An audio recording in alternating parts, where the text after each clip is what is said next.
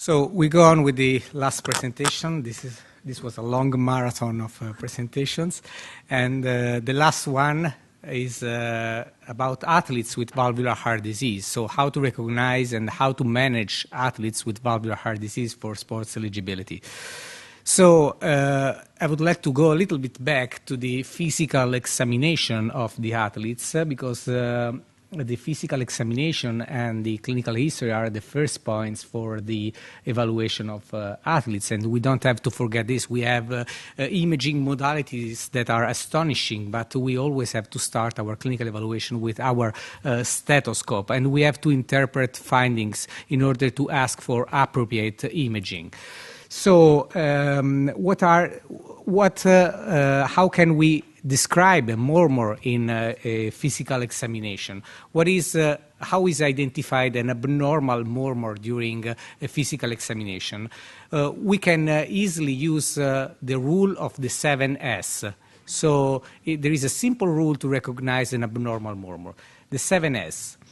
So these are the characteristics of a benign murmur. So a benign murmur is usually systolic, is usually short, so it does not cover all the systole, is soft in intensity, is single, so not associated with other sounds, such as a third or a fourth sound, is small.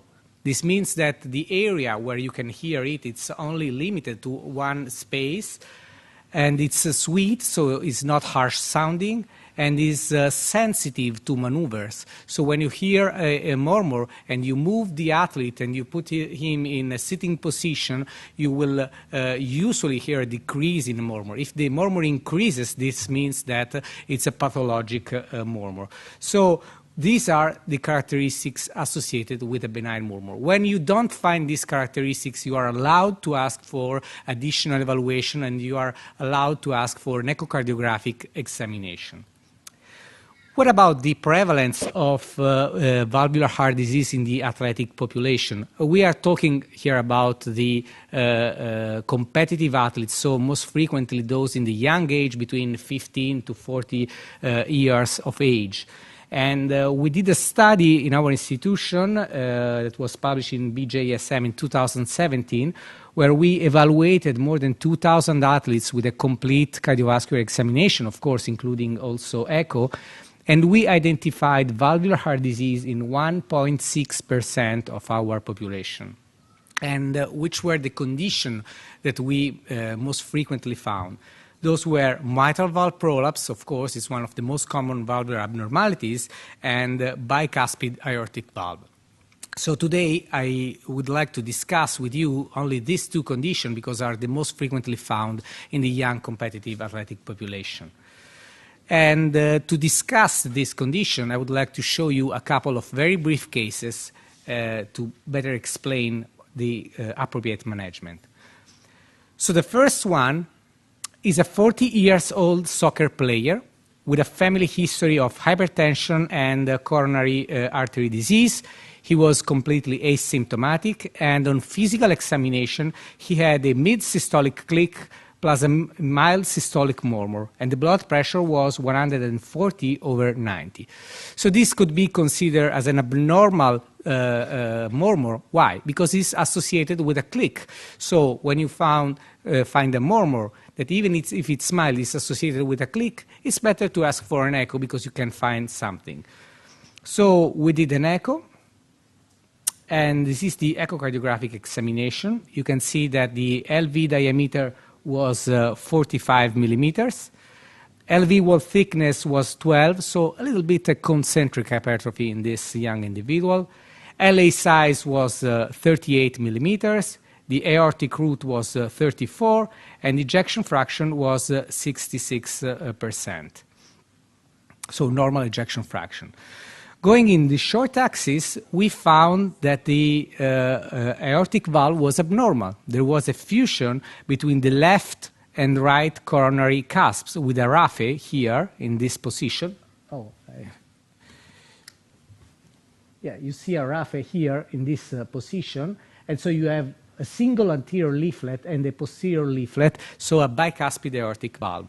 And this bicuspid aortic valve was also associated with a mild enlargement of the ascending portion of the aorta. That was 42 millimeter.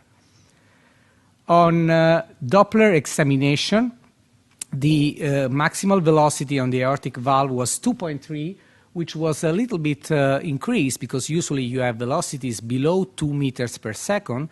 The peak gradients were mildly increased, and there was a mild to moderate aortic regurgitation. And the pulmonary artery systolic pressure was within normal limits.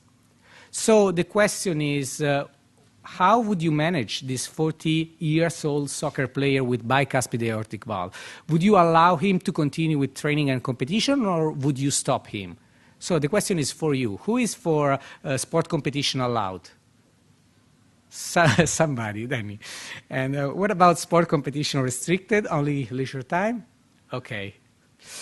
So I would like to tell you something. When evaluating an athlete with a bicuspid aortic valve, you have to make several considerations. So you have to consider the valvular lesion, which is the most evident abnormality here, but you have to also to consider the aortic involvement, and you have to consider the type of sport that the athlete is doing. So in terms of the valvular lesion, we start with this. You can have a stenosis, or you can have a regurgitation, or you can have nothing. But more frequently, the bicuspid aortic valve is a progressive degenerative disorder. So the valve would degenerate over time. So you have to follow up strictly in order to see if any stenosis or regurgitation is developing. And how to identify this and how to judge? Of course, the technique is echocardiography, and you will not do this by yourself. You will send the patient to a cardiologist, but there are well-defined criteria for the definition of the severity of regurgitation of or a stenosis. A severe stenosis is usually more than 4 meters per second, with a mean gradient of 40 millimeters of mercury, with an area of the aortic valve less than 1.0 square centimeters, or this is an index that I will not tell you because it's quite a little bit complicated. In terms of regurgitation, a severe regurgitation has a vena contracta, so the thickness of the jet more than 6 millimeters, a pressure half time of less than 200, and is usually associated with a large left ventricular cavity, and yes, and even if it's corrected by the body surface area. So in order to make the appropriate judgment for the sports eligibility, you have to consider the severity of the stenosis. And if the stenosis or regurgitation, if the lesion is severe, of course, no sports, but some sport activity may be allowed if the lesion is just moderate, but just low intensity activity. In terms of valvular lesion, the presence of a moderate or severe valvular lesion has some prognostic information. This study that was published in JAMA 2008 was done on more than 600 patients with bicuspid valve and a mean age of 35 years.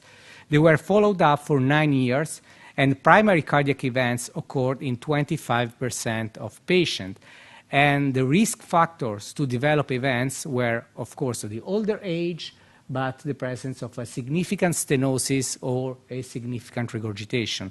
And the more risk factors were present, of course, worse was the prognosis in these individuals. So you have to carefully evaluate the severity of valvular lesion in order to give the appropriate management to the athlete.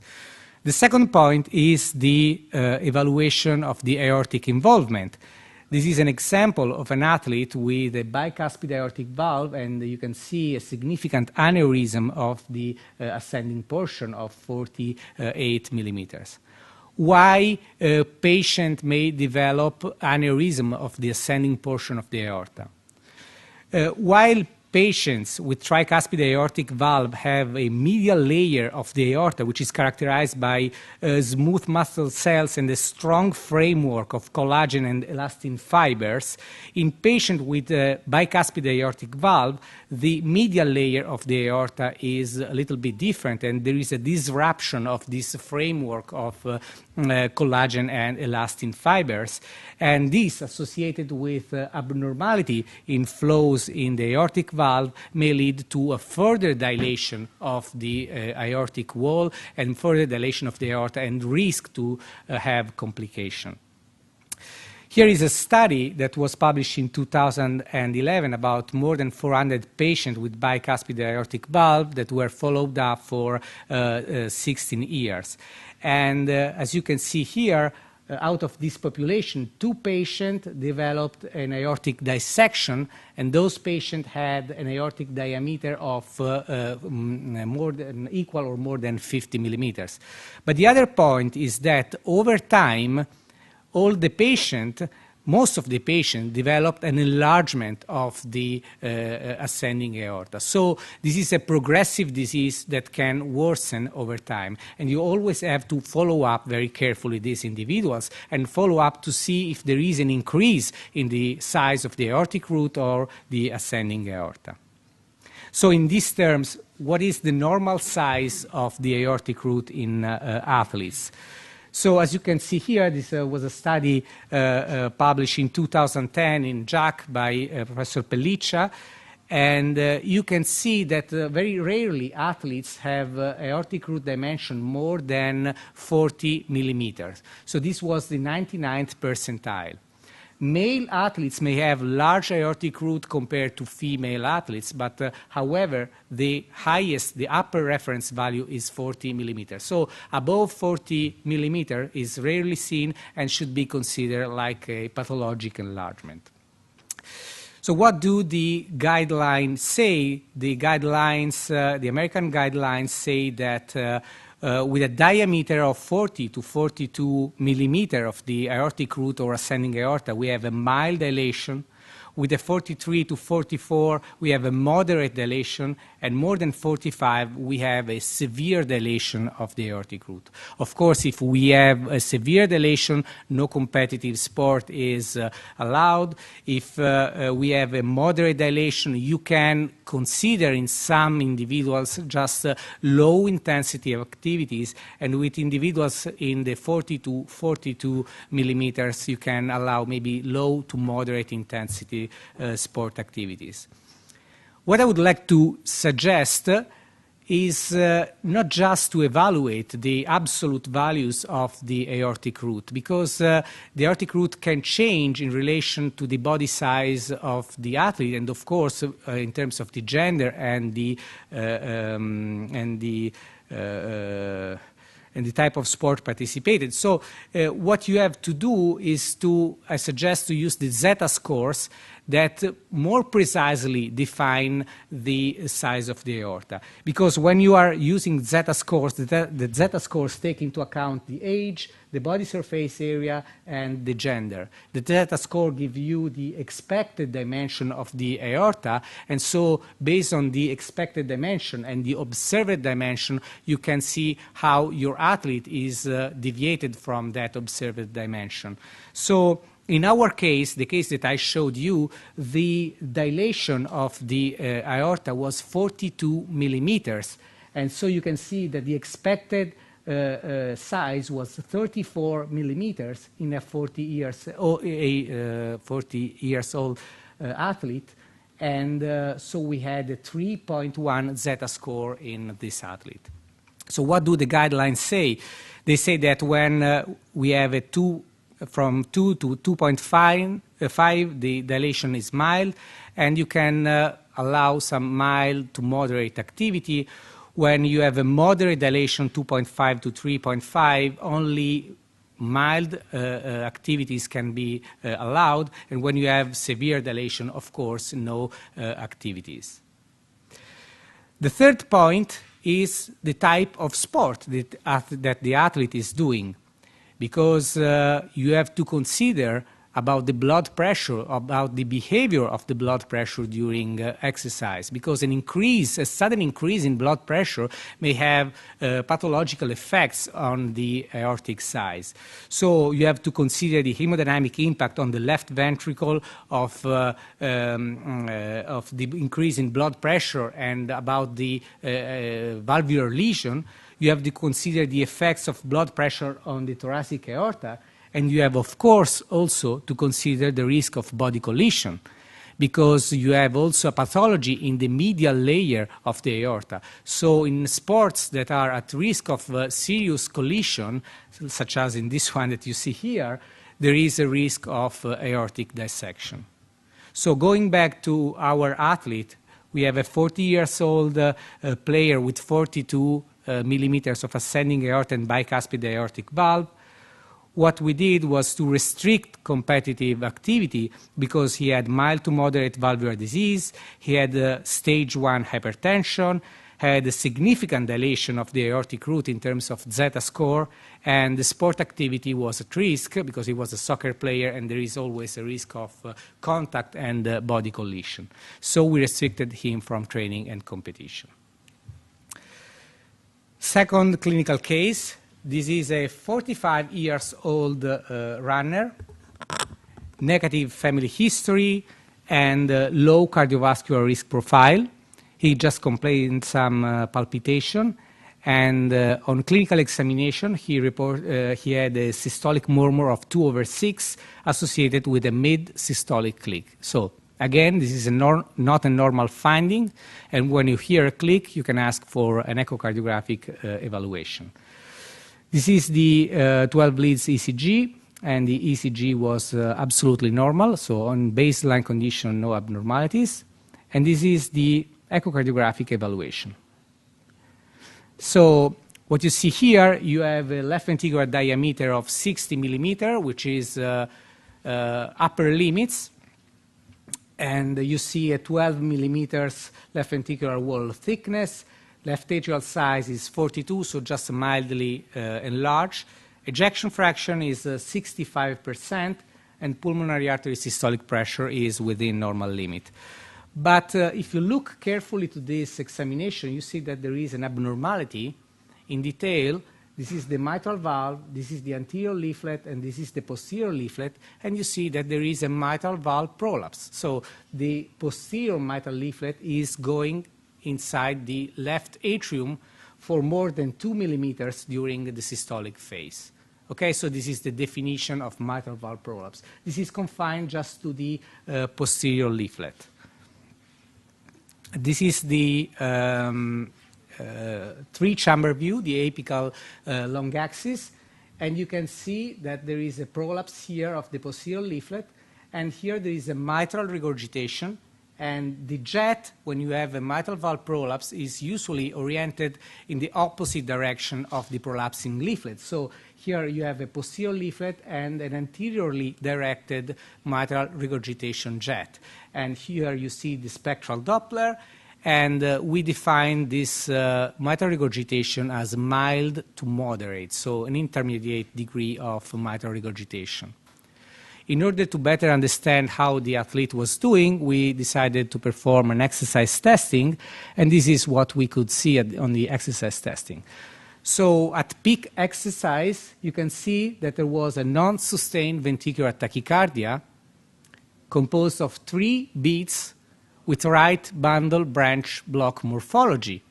So this means that the beats, the ectopic beats, are coming from the left ventricle.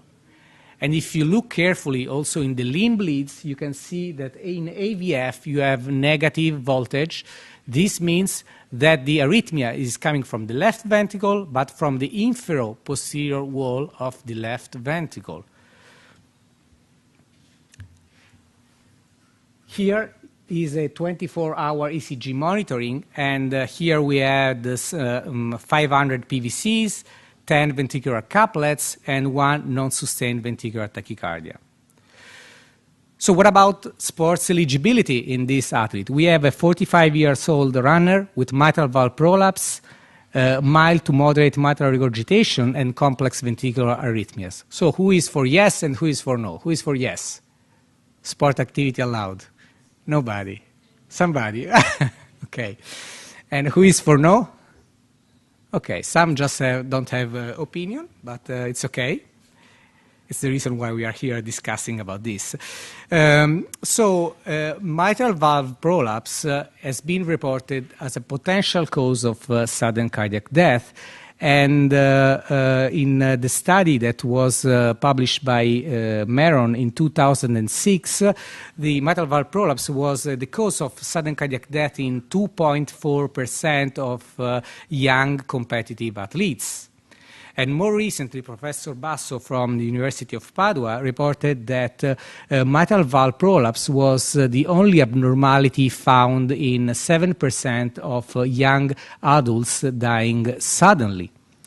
So the mitral valve prolapse has been related to the sudden cardiac death, has been related as a potential cause for sudden cardiac death. And several studies have demonstrated that there can be a link between this apparently benign disease and sudden cardiac death.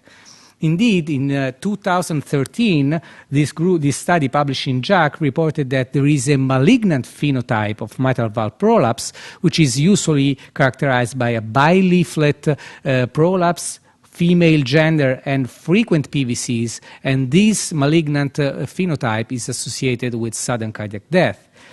And the study that was published by Professor Basso in 2015 reported that maybe there is a structural abnormality that can be the reason for sudden cardiac death in this individual.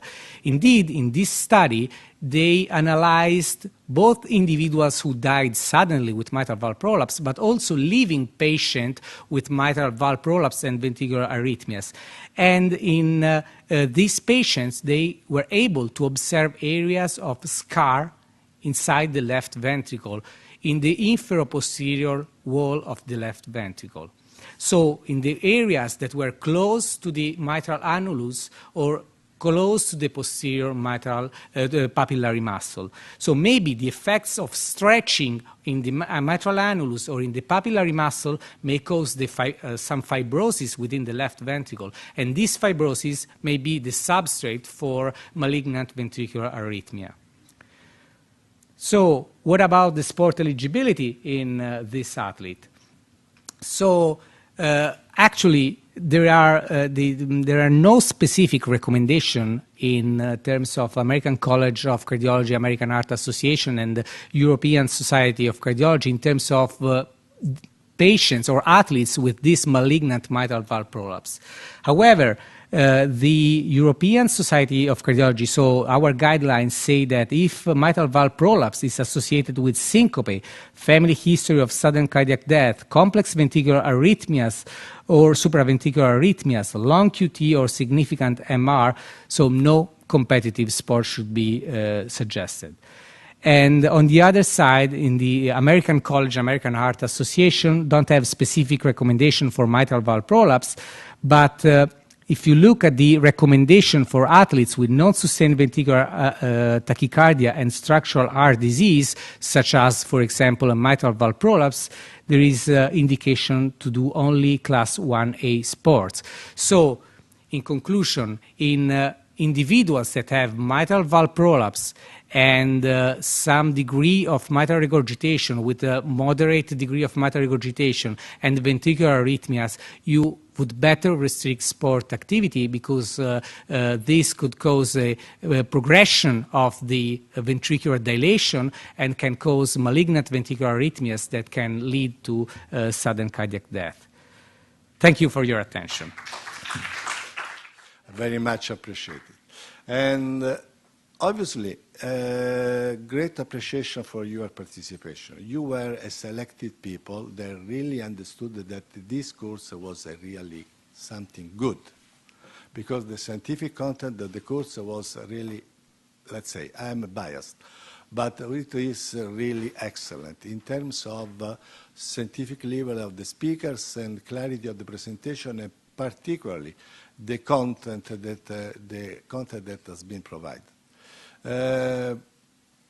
Some of the people that were registered did not attend, they missed a great opportunity. I don't know when the IOC will repeat this course in Rome. I hope in the future, but this was a very nice course.